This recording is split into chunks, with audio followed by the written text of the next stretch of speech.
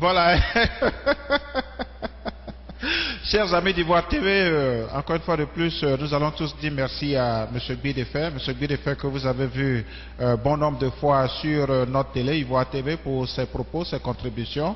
M. Bidefer est un collaborateur de notre télé qui, par la force des choses, se retrouvait au Togo. Tout l'honneur nous a été de le recevoir aujourd'hui et vous l'avez constaté de par son franc parler, sa position médiane, sa neutralité dans l'analyse des faits, et comme il a dit, les Ivoiriens doivent pouvoir se pardonner. Les Ivoiriens doivent pouvoir donner une partie de soi, de sorte à pouvoir reconstruire la Côte d'Ivoire, réunifier la Côte d'Ivoire, de sorte à ce que nous puissions tous demain manger dans le même plat et pourquoi pas collaborer ensemble, se côtoyer. Il y a des couples aujourd'hui qui sont divisés, des amis qui ne se parlent plus. Que deviendront ces enfants de ces différents couples? Que deviendront ces enfants de ces amis d'enfance d'aujourd'hui qui ne se parlent plus? Je pense que la tâche du président Alassane Dramane Ouattara, après 15 ans d'attente, qui aujourd'hui est devenu président, M. Bidefer l'a dit tout à l'heure, ne sera pas une tâche facile, mais il nous appartient tous de pouvoir le supporter, il nous appartient tous de former un cordon ombilical autour de lui, de sorte à pouvoir faciliter sa tâche, à ce que la Côte d'Ivoire soit une et indivisible. Merci d'avoir suivi les grandes interviews de Germain Kwasi. Merci, bonsoir. Monsieur Bidefer, est-ce que vous faites la promesse à tous nos amis qui vont nous suivre de revenir sur le plateau des grandes interviews de Germain Kwasi? Oui, merci beaucoup. Est-ce que vous faites la promesse à tous les amis de l'émission Les grandes interviews de Germain Kwasi de revenir sur ce même plateau? Vous appelez à tout moment, je serai présent à tout moment. Pour me rejoindre au Togo, c'est très facile.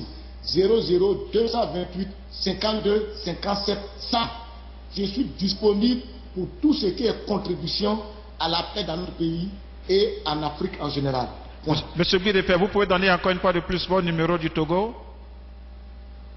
Mon numéro du Togo, c'est le 00 228, le 52, le 57 et le 100. 00 228 52 57 100. Voilà, c'est sur ces propos que nous bouclons cette émission de ce soir. Bonsoir, dormez bien. Nous prenons rendez-vous pour le mercredi prochain.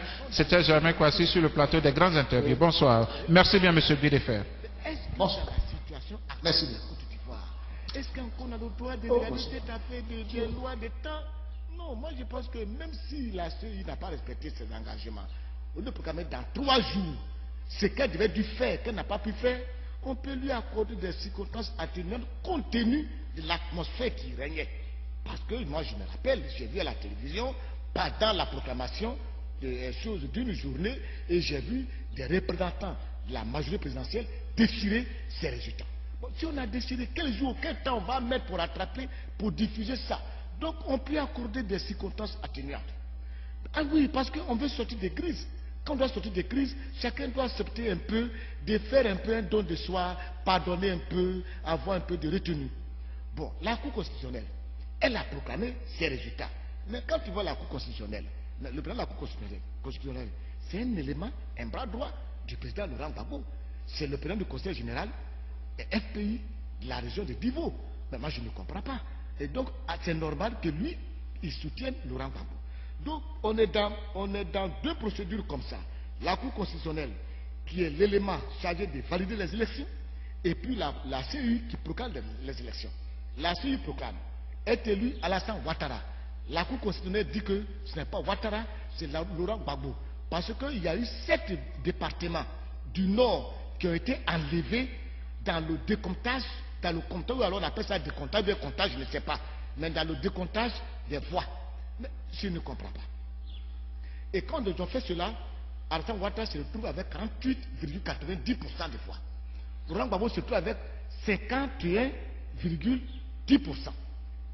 Et avec ça, on a enlevé 10% des départements du Nord. Mais ce que je constate, bon, le président de la République, il a sa raison. Il a pris son mandat, il n'a pas fait 2 ans, ils sont venus l'attaquer, il n'a pas eu le temps de travailler. Ça, c'est vrai. Mais quand j'ai fait le décomptage, bon, on a enlevé 7 départements. Et puis lui, la 50e, l'autre à 48,90.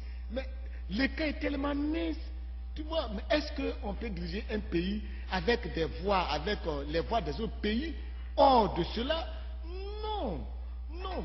Parce que le droit au vote là, c'est un droit, c'est-à-dire c'est un droit absolu que tout citoyen a droit. S'il a voté, on doit prendre ça en compte. Maintenant, quand on annule, ça veut dire qu'il n'est plus un citoyen de ce pays. Il n'est plus un citoyen, il n'a plus droit à la parole. Bon, je m'interroge. Bon, qu'est-ce qu'on peut faire dans l'impasse actuelle? 7 départements du Nord et du Centre qui ont été retirés. Si je me trompe pas, je peux bien me tromper, hein. Il y a la région de Boaké qui a été retirée. La région de Dabakala qui a été retirée. Korogo a été retiré. Tengla a été retiré. Odine a été retiré. Comment dirais-je encore, que sais-je encore là, il y a jusqu'à 7 départements qui ont été retirés. Mais même si on veut reprendre, supposons qu'on veut résoudre la crise, qu'on dit bon, quand ces départements-là, il y a eu de la fraude, on va les annuler, on va reprendre. Mais si on reprend, ça c'est un fief de la Ouattara. C'est-à-dire tu vas organiser là-bas, il va toujours avoir les mêmes 90% là. C'est ton fief. Si au moins c'était des fiefs de l'Ouest, on l'avait retiré, moi je peux demander au président de la République, on n'a qu'à les reprendre. Pour qu'au moins, comme c'est la tricherie, comme ça tes voix qui ont été volées là, on va les rattraper. Mais c'est dans le Nord. On va reprendre, président. Les mêmes voix là, peut-être que tu n'avais pas à voir encore plus. Les voix, c'est le siège du gars. On n'y peut rien, tu n'y peux rien. On va reprendre 1000 fois, il va avoir ses propres voix là-bas. Mais qu'est-ce qu'on peut faire? Donc moi, ce matin, j'ai écouté quelqu'un sur la radio qui dit, si on doit faire, il faut qu'on reprenne les élections dans le Nord. Babo ne peut pas l'accepter.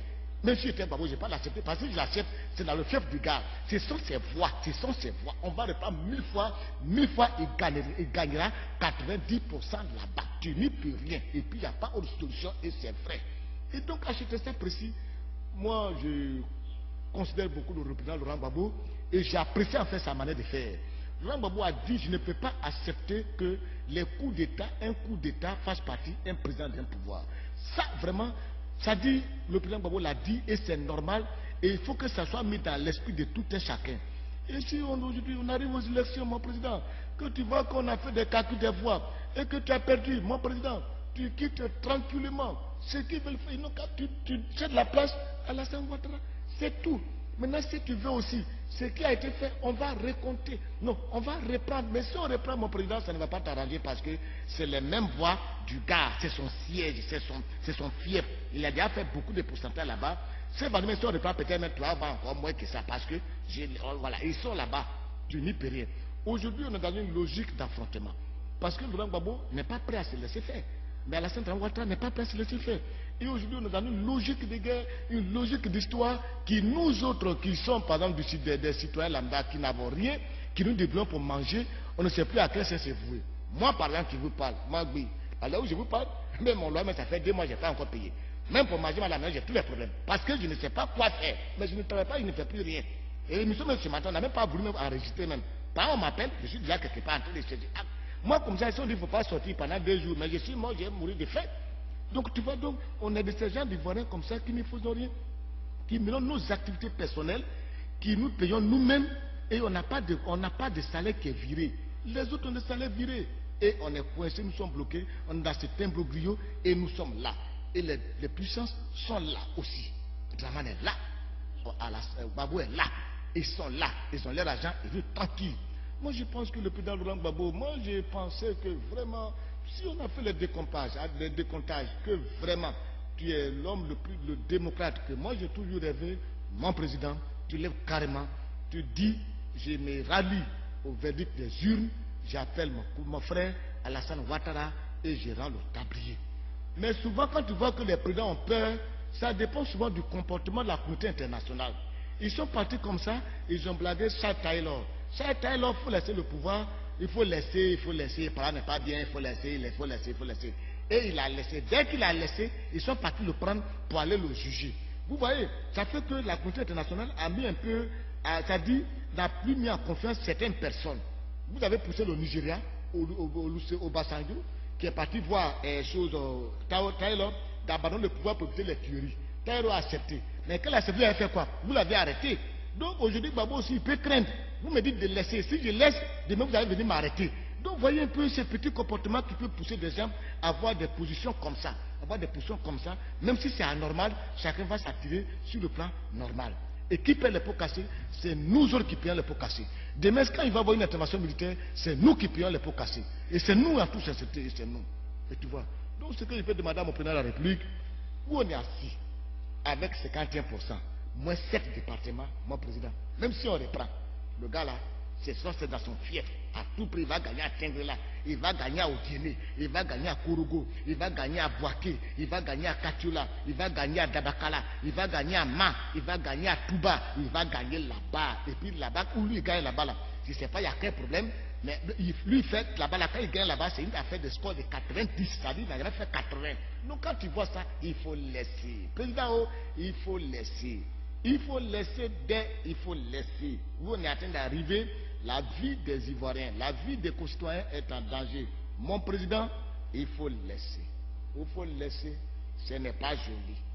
Quand tu n'as plus d'espoir, abandonné et méprisé, crois et sois confiant, Dieu pourvoira à tous tes besoins.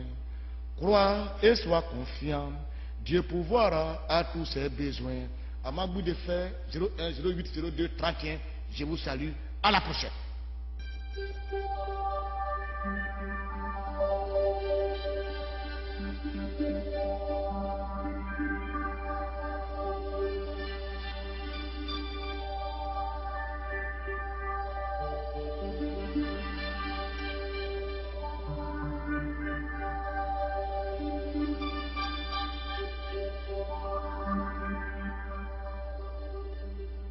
Ah, les gars, tous mes gars de ivoiretv.net, la vérité est bonne à dire.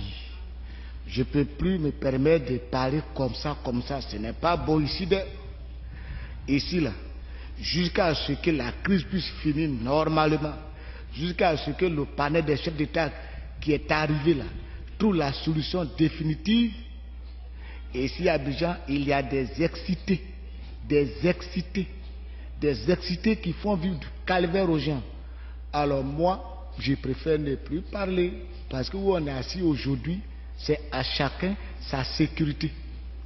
Et j'ai ici aujourd'hui à Abidjan, seuls les sourds, muets, aveugles ont longue vie. Sinon, celui qui n'est pas muet n'a pas longue vie. Conséquence, vous voyez, hein? D'accord. À bon attendeur,